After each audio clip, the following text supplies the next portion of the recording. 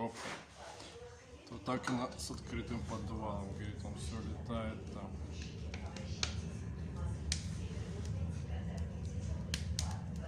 Прям до стекла он пламя достает. Закроем поддувало, откроем дверь теперь. Все тянет прям туда чисто сразу. Пламя только по стенке идет. Дыма ноль вообще прям. Все замечательно. Все затягивает.